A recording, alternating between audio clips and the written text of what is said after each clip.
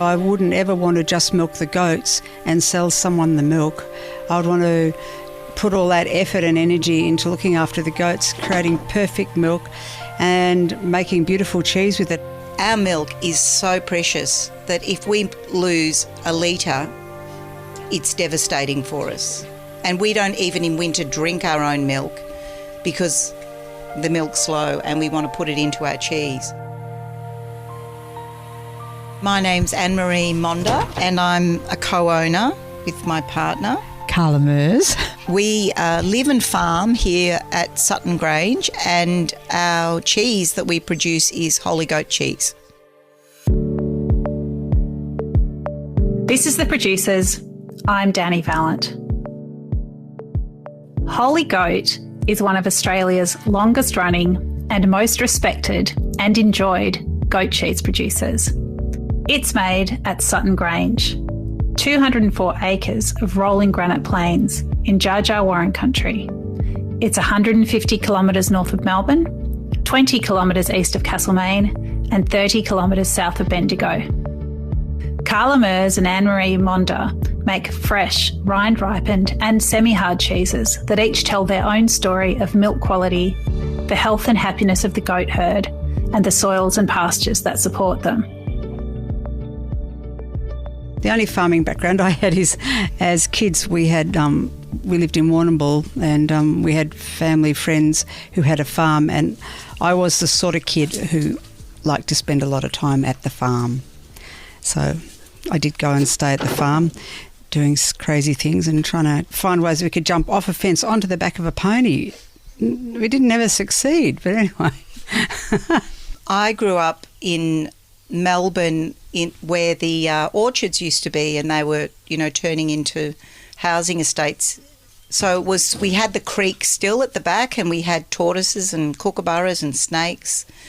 But I did have an interest in animals. I had ducklings, and then I did get goats when I was 16, and then I studied agriculture when I was 18 because, give me the girl when she's 7 and I'll show you the woman. And I think that's so true, because I thought, will I study accounting or will I study agriculture? What's more important, food and water? And even then I had a very powerful desire to do good with what I was going to do with my life. So I had goats then, and I always wanted a herd, and then studied agriculture for 4 years.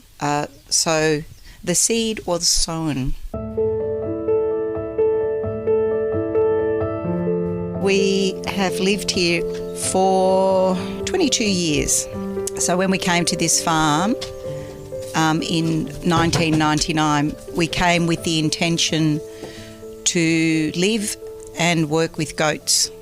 And in living and working with goats, we'd had some experience overseas and in Western Australia working with goat herds. And so we had an idea, and they were both dairy goat herds. So it was lovely to look at a property like this and an aspiration to have a dairy goat herd and to make cheese, and to be able to find a really beautiful property in suitable goat country. You don't want wet country for goats because they're dry land animals. They'll either be up mountains or in deserts. They don't do well in the wet. Their hooves aren't made for it. So it was an amazing thing to find a property as beautiful as this, just right where we wanted it to be. Holy Goat is much more than a name. It's a shorthand for the reverent way that everything is done here. Carla and Anne-Marie's guiding principles are sustainability, quality, generosity and compassion for land and water, for the people who work on the farm and make the cheese, and of course for the goat herd, without which none of this would be possible. It was a controversial time because I'm a lapsed Catholic, and I found that it was quite sacrilegious to use the word holy and goat together, but I'd have to say it so suits how we want to be with goats and farming with them and living with them, because in a way we're reverential and respectful to them, because we exist here as cheese producers because we have these extraordinary animals that provide milk to us, and joy and fun and just living with a herd of animals. It's almost an archetypal experience, and we could be a Mongolian camel herders or yak herders, because basically every day we are with the goats and living that life. So Holy Goat does really underpin everything we feel for these beautiful animals. So I don't find it sacrilegious anymore. I love the name Holy Goat, obviously. And part of it was because it's a bit cheeky, but also it's also very serious because actually, everything's sacred in a way. And so to say Holy Goat is to say in having a goat herd and making cheese and working with them, we respect them as really beautiful and wonderful beings. So in a way, it's a way of holding them sacred to say Holy Goat.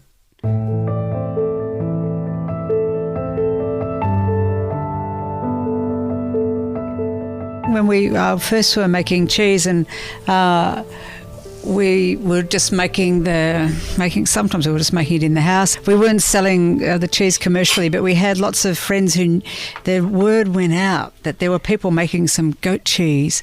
And it was very interesting just to see how far and wide that story went, because when we'd go to our favourite cafe in Castlemaine, we'd have these little gaggles of people hanging out, hoping that maybe they would get some cheese from us.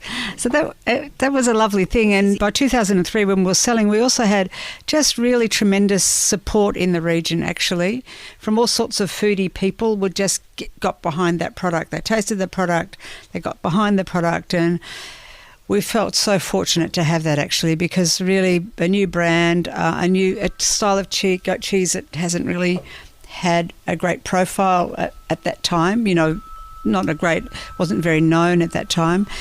So we had some fantastic champions out there in this region for our cheese, people running businesses, running restaurants, running cafes, who just really, really gave us a great lift in terms of just marketing for us, spruiking the cheese, getting people to buy it. So, and then the farmers market started up, which was just gold, really. I'd have to say the work of chefs has been really important for us. And, chefs may be working in a restaurant or a cafe, and when they move, we move with them. And they really, I really love the work that they've done with our cheese and the way they've brought it into the everyday, because it can just be seen to be a cheese that, you only get on a Saturday night to have with a glass of wine. But, we believe that a good quality cheese is a cheese that you eat every day. And I think the chefs have helped do that on a day-to-day basis and in cafes. And certainly with the farmers markets that you mentioned, Carla, they have really allowed just the everyday person to have that as part of eating good quality food, good quality nutrient-dense food.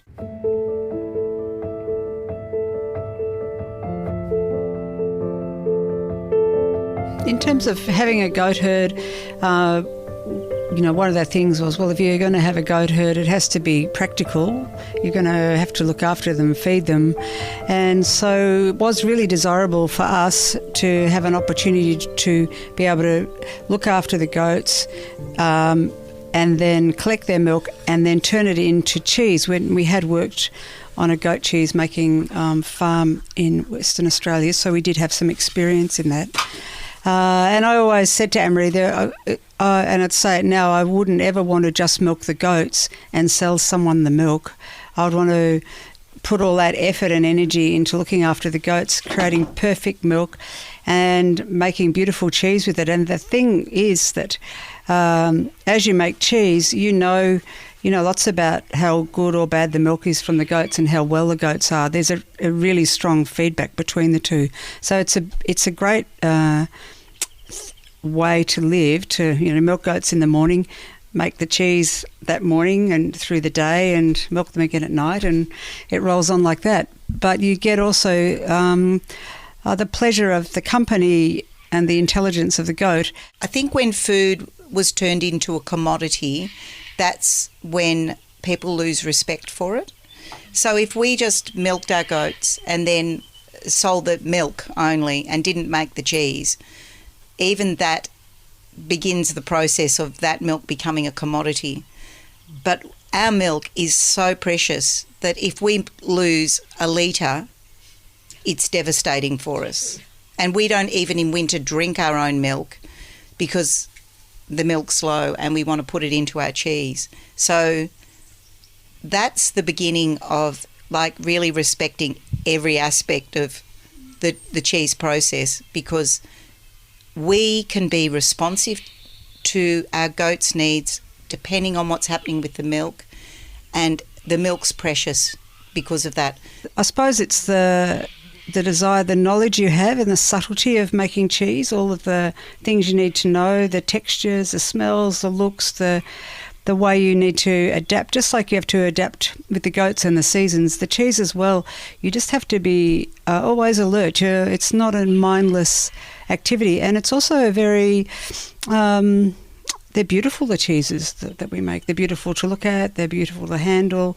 The ladling's lovely to do. So all the activities in the cheese room are good, except if something's going wrong, and then it's hard work trying to get to the bottom of it. Mm. We make a lot more from just making cheese. We just get such thrilling science experiments, such fabulous reading. We get journals from America to explore alternative ways of treating humans, which we use on our goats. And so it opens up this incredible Pandora's box. Farming is just so extraordinarily exciting. I just get goosebumps thinking about how lucky we are to live here. So yes, the cheese is the product that we sell that makes the money, but we are just in this sea of exploration all the time. Goats have been living alongside humans for at least 10,000 years, making them one of the oldest domesticated species. They are curious, agile, and intelligent, about as smart as dogs. The 100 or so goats at Sutton Grange graze on native grass and pasture-cropped paddocks. Well, the most remarkable thing about it is they've got no top teeth, which really really freaks people out, because they've just got a palate, a hard palate there, and big grinding teeth at the back for turning grass into this extraordinarily white, pure milk. They're ruminants, so they've got 4 stomachs. They hold a lot of their fat around their organs and not under their skin, so they don't like drastic changes in weather because they can't really keep themselves that warm. So hence, Central Victoria is a really lovely environment with long, dry summers and not too cold winters. They've got very strange eyes. They can see nearly 360 degrees because of where their eyes are sitting. So they're always watching you, even if you're at the back of them. And they respond to you very quickly. An arm movement, just even a knock of the head in a certain direction, and they're really, really responsive. I have to say all of our goats are hand raised, so we have strong connections with them, and there isn't that fight or flight distance that you have with most herd animals.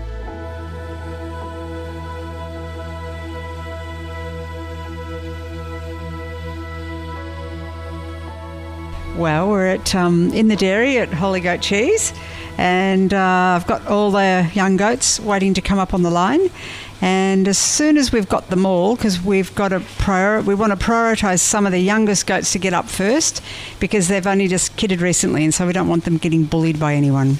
So we're just waiting for that to come up. And Lydia's down the bottom, walking around the sheds looking for any other little ones that we've missed out, so they all get up first. We milk in the morning. Start at about 6 o'clock, and we milk at about 3:30 in the afternoon, twice a day. Their peak milk is in spring, coming into summer, but spring is the highest milk because it's just the natural cycle of spring.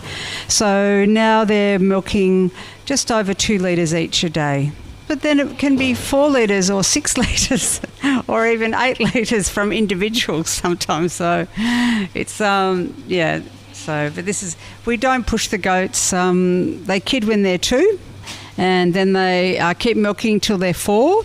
And at 4, we decide of the those 2-year-olds, when they're 4, which ones are really fantastic milkers and we'd like more kids from them. So they have a kid, and everyone else just keeps milking through. So some does are in a herd, and they're 10 years old, and they only ever had 1 kid when they were 2. So goats, if you keep asking for milk, will keep making milk. But apparently that's actually also true of cows. The house cow didn't have calves every year. Out on the farm, she just kept milking because people kept milking her. So a bit like wet nurses can keep lactating and feed lots of babies. Yeah, they're very interested in everything going on, and everything that's to their interest, and they like their little routine. So these goats will all crowd around Lydia there because they know she's going to open the gate and they're meant to be first. And she's trying to get them first as best she can. So here they go. And they're pretty enthusiastic as they run up on the line. So the noise you can hear running on up they go. Well, they like being milked also because there is a pretty nice little mix of food there that we mix up ourselves. We make a mix twice a day in their little feeder, so that's pretty good too. Otherwise, some of the old girls probably wouldn't bother coming up, I don't think. The young ones probably would. They want to get rid of their milk, but some of them would think, stay lying in the shed. We spend a lot of time just checking on all of the goats. If someone's got a snotty nose, we give them some cinnamon and turmeric and vitamin C mix, things like that. And so and at night usually things are pretty smooth, unless we've got someone we're watching out for, and then we might look out for them. We might treat them with something, but mainly homeopathics and herbs and spices, actually. It's so cheap, but it works.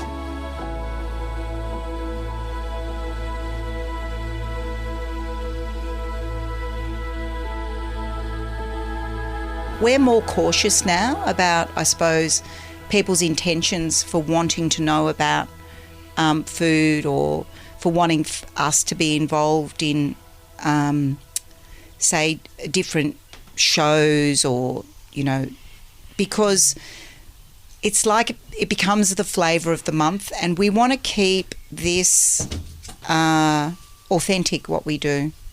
We don't want it to be just commodified in a different way where we just sell the milk, but also that it's not authentic. And I think in that, Anne-Marie, it's also we don't want to become personally part of the commodity package, because sometimes it'd be, you need to go and you need to be there to do this and do this. And I think actually, no, I don't. I need to be here looking after this farm, looking after these goats, looking after our team, living this life. Yeah. It doesn't go beyond that. But there's always a little bit of a pressure to, if you've got a cheese with some status, that you become a little bit of a weirdy celebrity person that people want to see, and you to go here and there and turn up at things. And a little bit of that happened here and there, and we've just realised it's just not the thing we're going to do, and we can just be clear about that. It's just fine. Other people do that work. They're terrific at it, and they probably really enjoy it as well.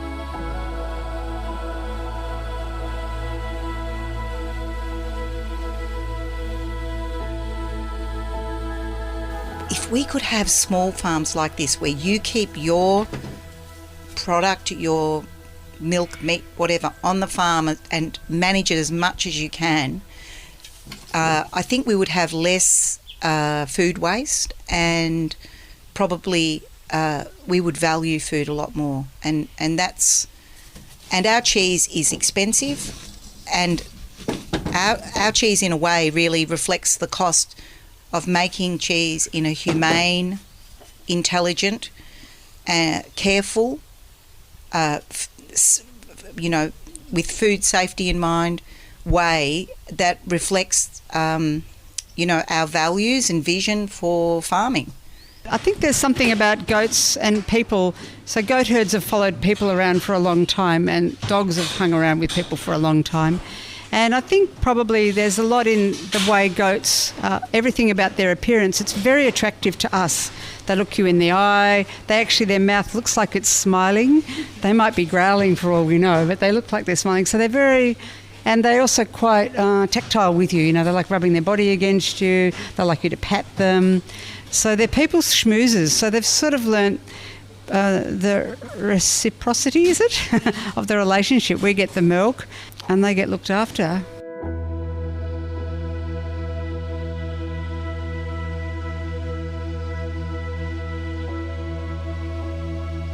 I would like to think that when people come to Castlemaine or Bendigo or Daylesford, they want to eat the local cheese. They want to be able to connect what they're seeing in the environment with what they're eating, and that they're proud of it. And I want Castlemaine people, not just Melbourne people, to be doing that. I want Castlemaine people and Daylesford people and Bendigo people to say, we're supporting our local producers by buying their product, and we're proud to do that because they're in our region,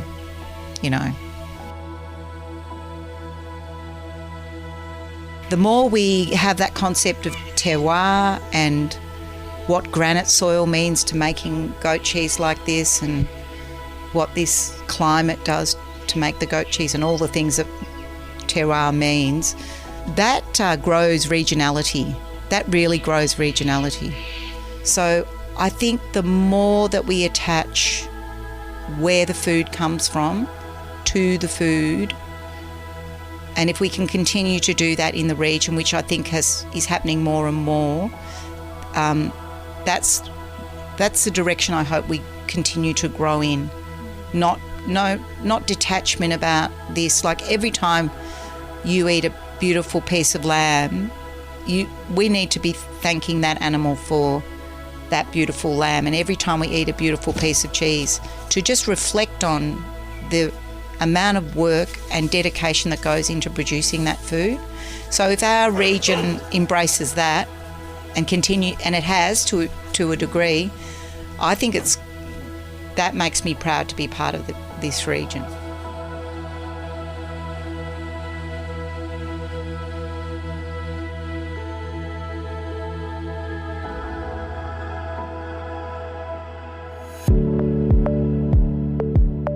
This is The Producers, a Deep in the Weeds production.